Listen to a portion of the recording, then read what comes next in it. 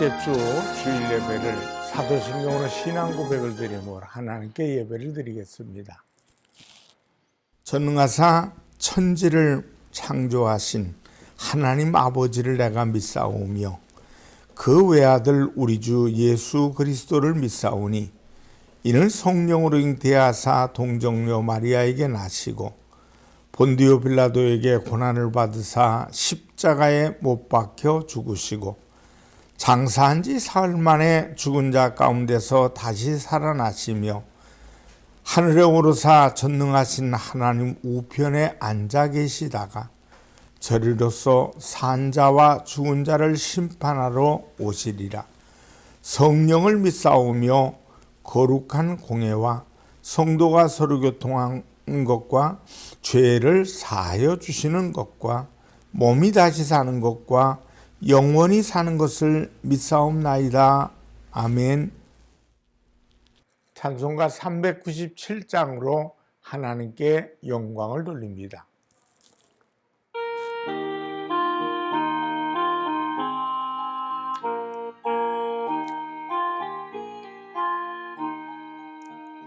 주 사랑 안에 살며 두려움 없으며 그 사랑 변함없어 늘 마음 편하다. 저 폭풍 몰아쳐서 내 마음 떨려도 주 나의 곁에 계셔 겁날 것 없어라. 주 나의 목자시니 부족함 없으며 주 인도하는 대로 늘 따라가리라. 그 지혜 나를 깨쳐 내 앞길 밝히니 나 주의 길을 따라 주 함께 살리라. 저 넓고 푸른 벌판 내 앞에 열리고 그 검은 구름 거쳐 새하늘 보인다. 끝없는 나의 소망 저 하나 백명길 참 보배 되신 주님 늘 함께 하소서.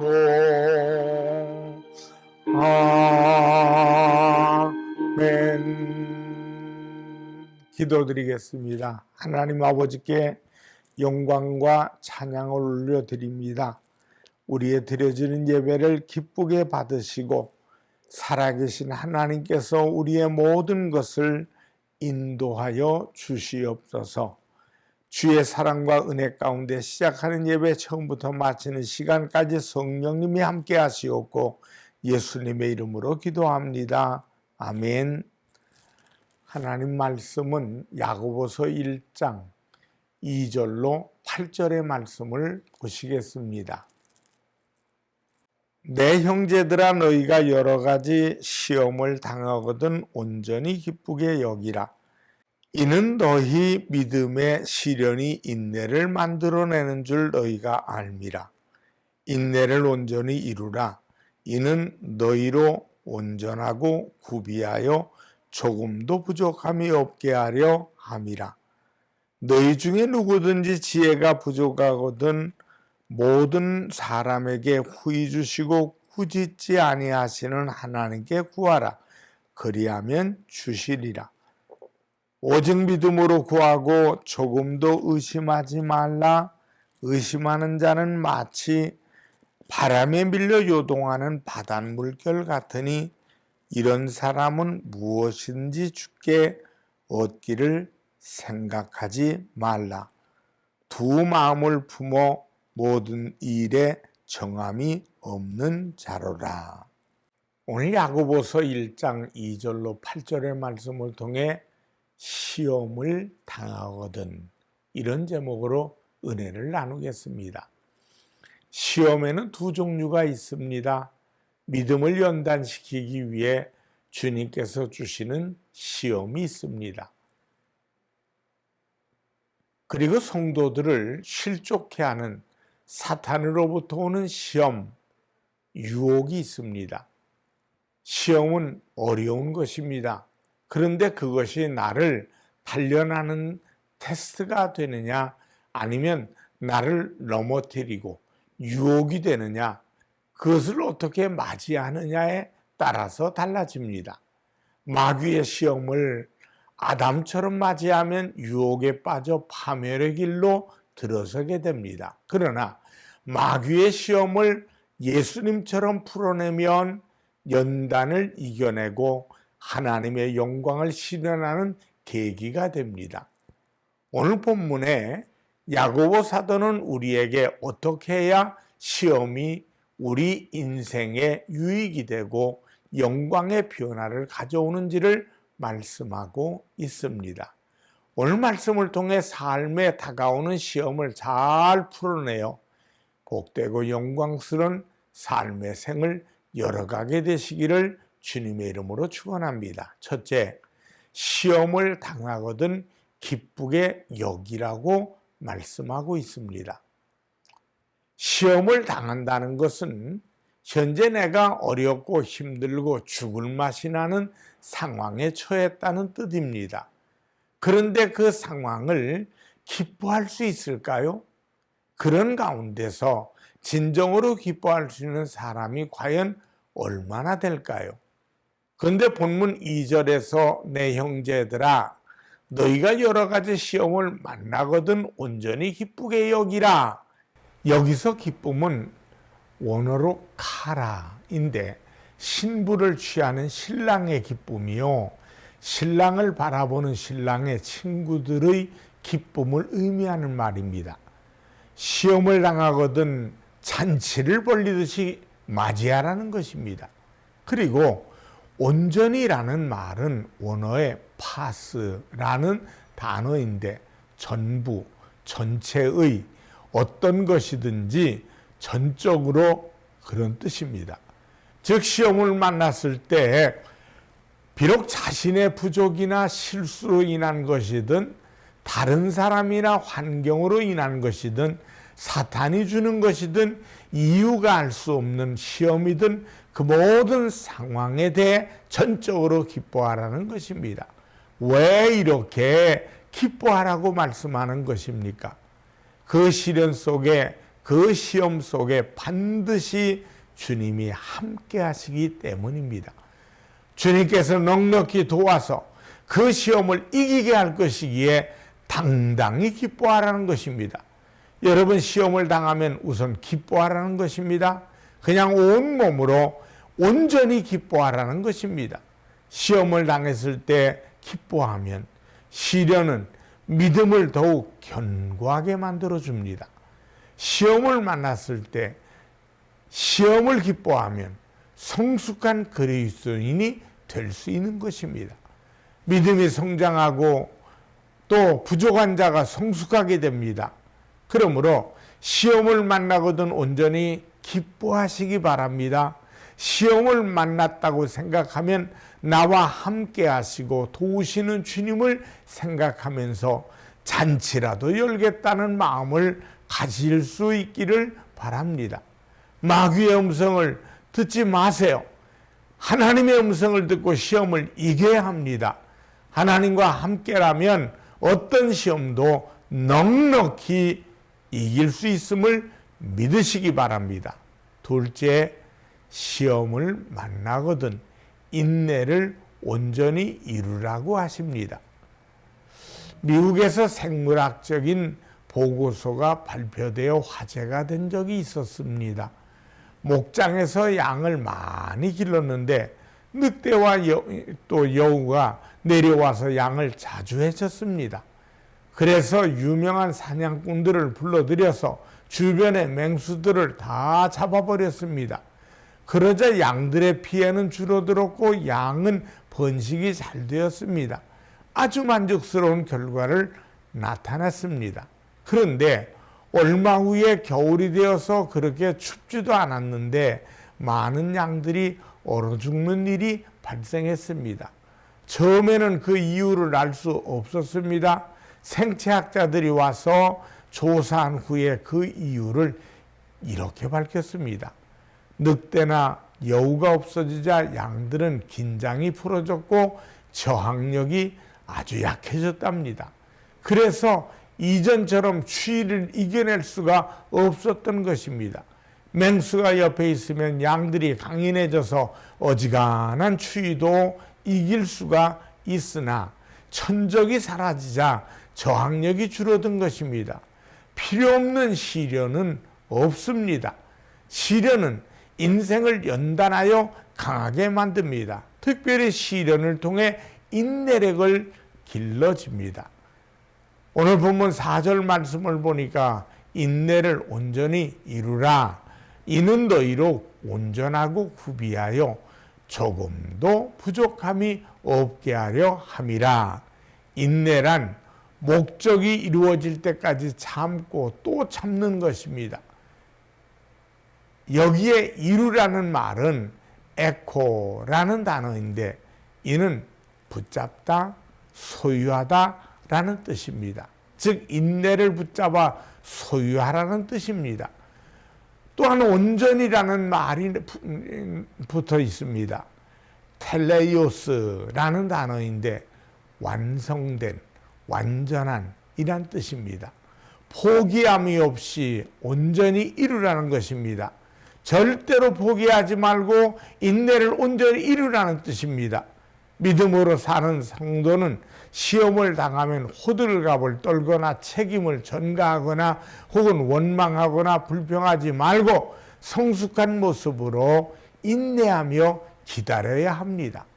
인내를 통하여 온전하고 기쁜 성숙에 이르러야 합니다. 인생의 위대함은 인내 위에 건설된다는 말이 있습니다.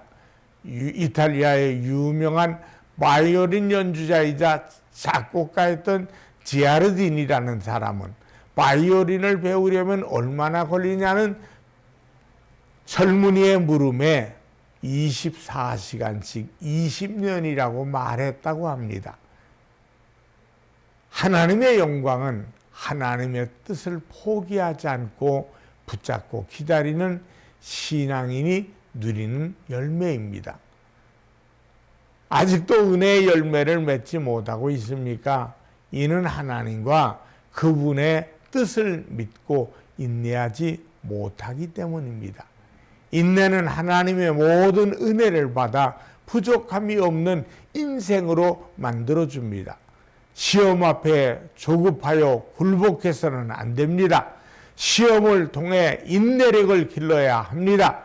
인내하지 못하면 자신뿐만 아니라 교회도 악영향을 끼치고 모든 것이 무너지고 말 것입니다.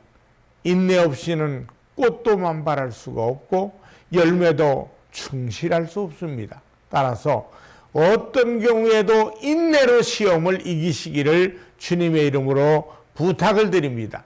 시험을 당할 때 인내로 온전히 이루어 나가시기를 바랍니다.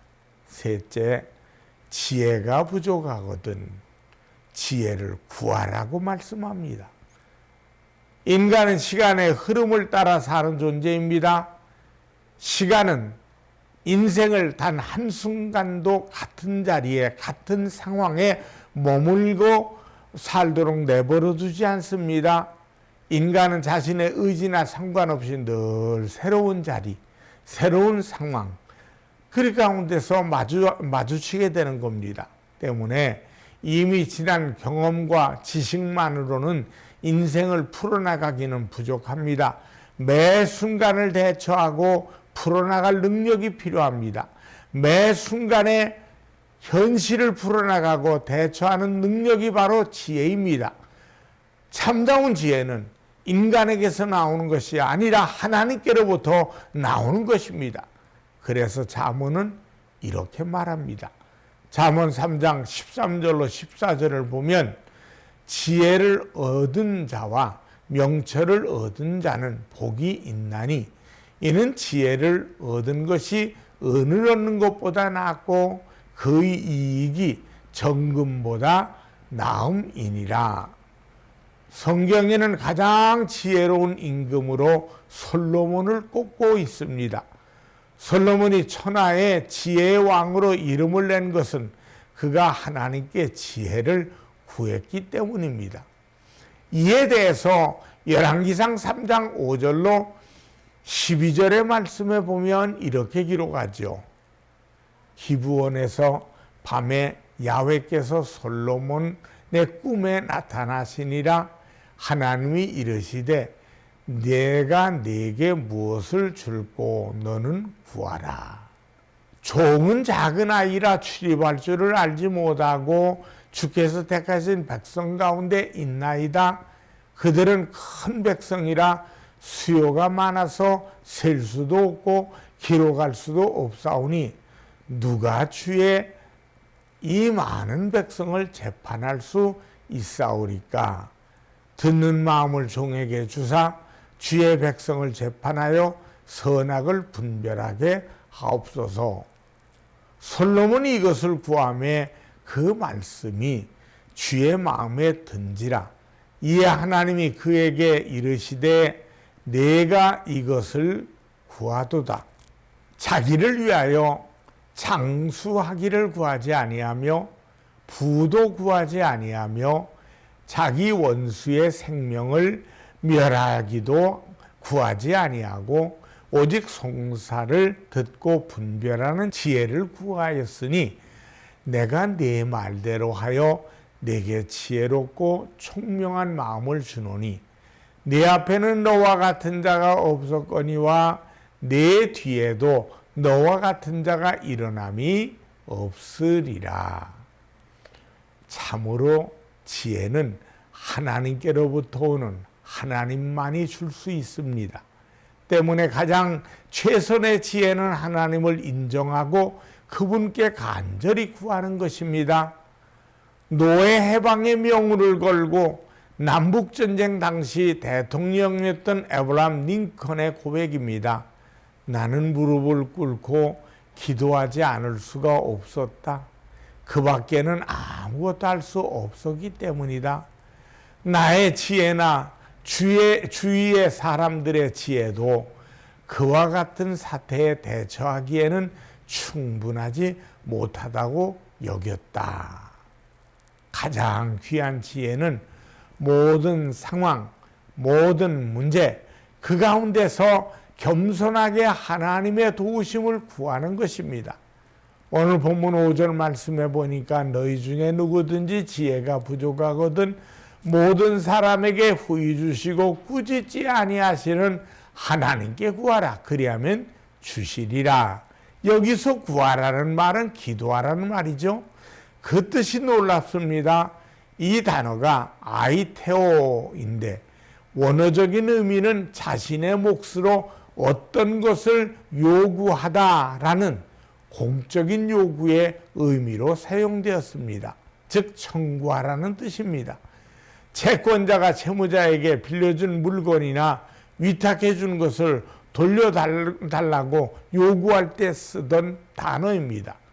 사람들이 불쾌하게 느낄 정도로 요구하는 뜻으로 사용되었습니다. 즉 성도가 어려운 시련을 만나거든 하나님께 나아가서 정당하게 자신의 몫을 요구하는 사람처럼 채권자가 빌려준 돈을 돌려달라고 요구할 때처럼 지혜를 구하라는 것입니다. 다시 말하면 성도가 지혜를 구하면 하나님께서 빚을 갚듯이 반드시 준다는 뜻입니다. 그러므로 여러 가지 시험을 만나거든 그 시험에 대해 혹은 시험으로 인한 결과에 대해 하나님께 당당하게 기도하시기 바랍니다. 시험이 마이너스가 되지 않고 플러스가 되도록 기도하십시오. 그러면 하나님께서 들어주실 것입니다. 스스로 시험을 이길 만한 지혜가 없기에 마땅히 하나님께 구하여야 합니다. 하나님이 주시는 지혜를 받을 때 어떤 시험이라도 극복할 수 있습니다. 시험을 당하면 안정을 유지하지 못합니다. 마음을 정하지 못하고 세상과 하나님 사이에서 방황하는 시험을 당하게 됩니다. 이때 시험을 극복하기 위해서 하나님께 구해야 됩니다. 하나님께 기도하면 오히려 시험을 자랑으로 만들어 그래서 지혜를 주십니다. 의심하지 말고 믿음으로 구하십시다. 그리하여서 예수님께서 시험을 이기신 것처럼 어떤 시련이 와도 시험을 자랑거리로 만드시길 바랍니다. 사도 바울은 나의 나됨은 오직 은혜로 된 것이라고 고백합니다. 그 은혜가 헛되지 아니하여 현재 내가 있노라고 말합니다. 은혜 안에 있는 자가 그 자기의 정체를 확인하고 감사한 것입니다. 온전한 사람은 없습니다. 못은 투성이입니다. 참고 기도할 때 하나님이 온전하게 만드십니다. 말씀에 순종하고 회개할 때 하나님이 온전하게 만드십니다. 그러므로 하나님만 바라보고 나아가시길 바랍니다. 하나님과 함께라면 시험도 이기고 온전한 사람으로 변하게 되기 때문입니다. 시험이 많은 세상입니다. 시험 때문에 얼마나 힘들고 고통스럽습니까? 그러나 시험을 당하거든 기쁘게 여기시기 바랍니다.